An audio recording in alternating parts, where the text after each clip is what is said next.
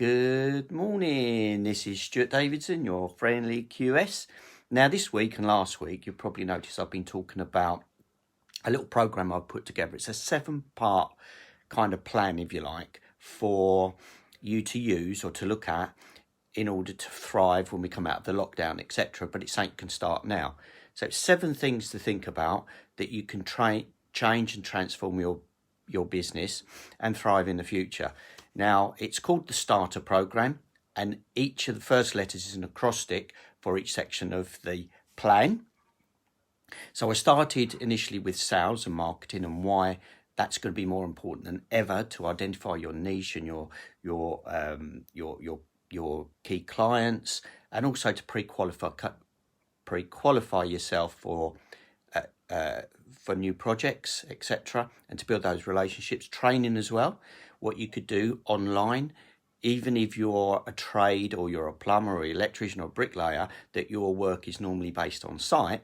What can you start doing online now, which is around training? How can you train your clients to better appoint you and to find out what you do, and also what you can teach them about what you do, how you work, how you interface with other trades, and the key issues around that. That's something I'd certainly be interested in. Then I went on to talk about agreements and standstill agreements and how we can get through this difficult phase of stand down with contracts. So we looked at that. Then I looked at remuneration and how that's going to change, and how we're going to look at different ways of paying supply chain and moving cash quicker through the supply chain, and how you can be part of that, how that can get you on more projects, and more projects actually without bringing the cash into the project, just your expertise. So today I want to talk about transformation and how this lockdown and this current situation might transform things in construction or the way you think about things going forward. There's so many things happening, and I think it's kind of a bit of a stopgap really for us to think about the changes that are taking place in terms of technology. One good thing is that most of us are doing online meetings, which is a great thing, because how many of us were travelling to meetings and it was taking up a whole day? Now it's the norm to have an online meeting which might take 20 minutes, 45 minutes, whereas we were travelling before, it could take half a day, a whole day. The other good thing is keeping the traffic off the roads, which is good. So transformation around how we do meetings. There's more and more people putting courses. There are people putting courses and training online, which is a good thing, you know, and I think it's good to learn from professionals and tradespeople around what they do and the little idiosyncrasies, you know, for example, if it's brickwork, you know, and about how they work in terms of lifts and not square metre rates, you know, in terms of payments and that kind of thing. But also about the sundries and how the intricacies of how they fit. But there's lots of different ways in which we can share our knowledge online.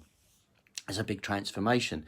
Now, there are things coming up. So the next generation of the internet will be based on blockchain. And blockchain is going to give us opportunities to do business and contracts differently. Certainly something around options in contracts. I think something that's going to become more popular. Now, options are around where you can apply value to get skin in the game for a deal, for a property deal or a contract, or have some level of interest in an asset without necessarily bringing finance.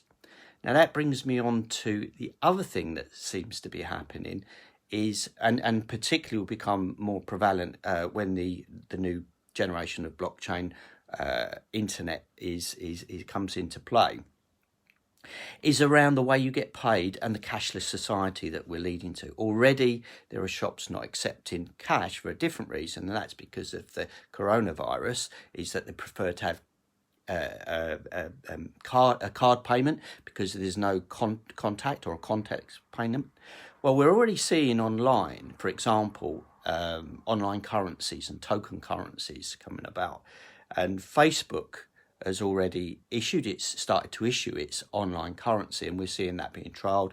And we know Rob Moore is one of the very few people that are trialling it and doing the beta, which is called the Facebook Stars.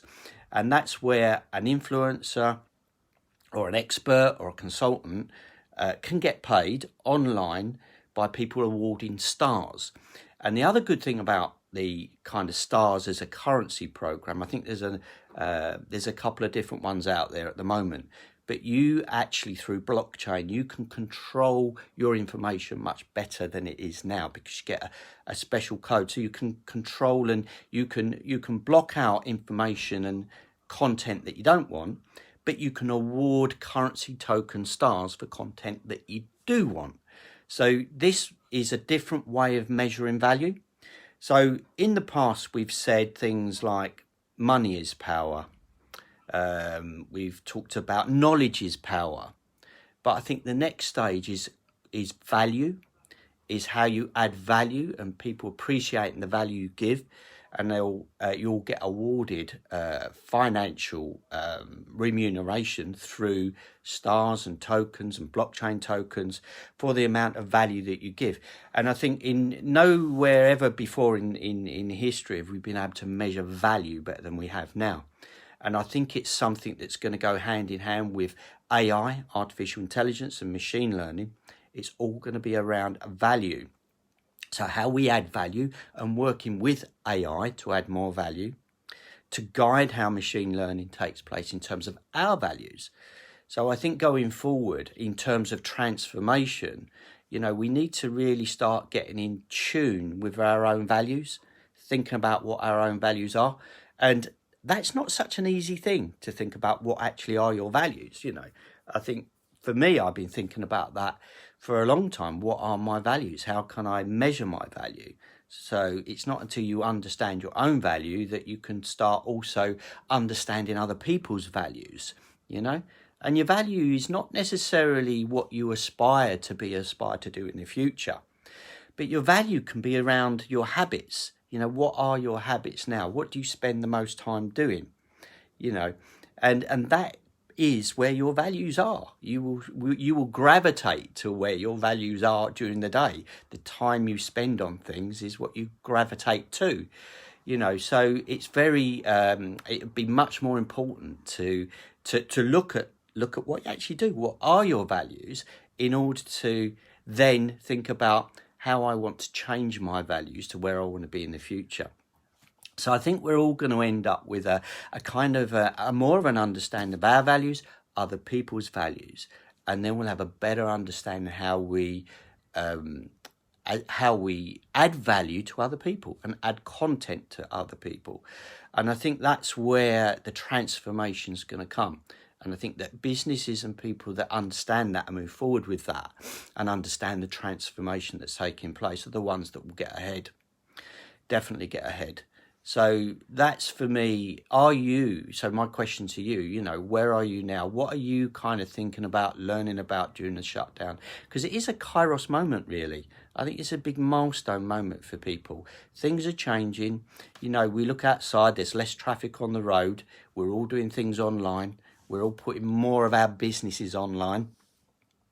So the world is changing, and, we need to change with it. But there's a big thing, I think, around values, and that's where the transformation will come. In construction, I can see transformation coming in the way that the supply chain is paid.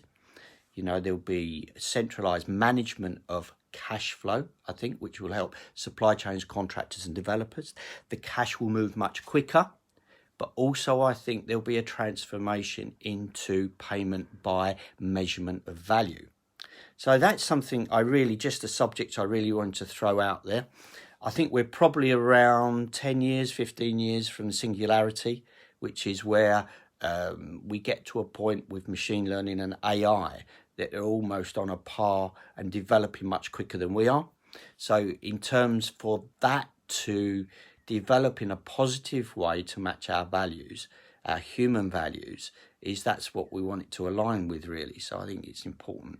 So there you are. That's something I want to talk about and just throw out in terms of the T, which is transformation.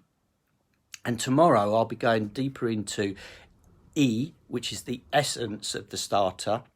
And that I'm going to talk a bit more about values and how we can look at what we do, how we can measure our value, how we can measure the value of our businesses, what our mission statements are, what our values are, what our personal values are, and how we can keep on track with that. So this is Stuart Davidson. I hope that's been helpful. I hope it's thrown out some things to think about. And I hope you have a great day. Keep safe. And I'll look forward to seeing you tomorrow. Cheers for now.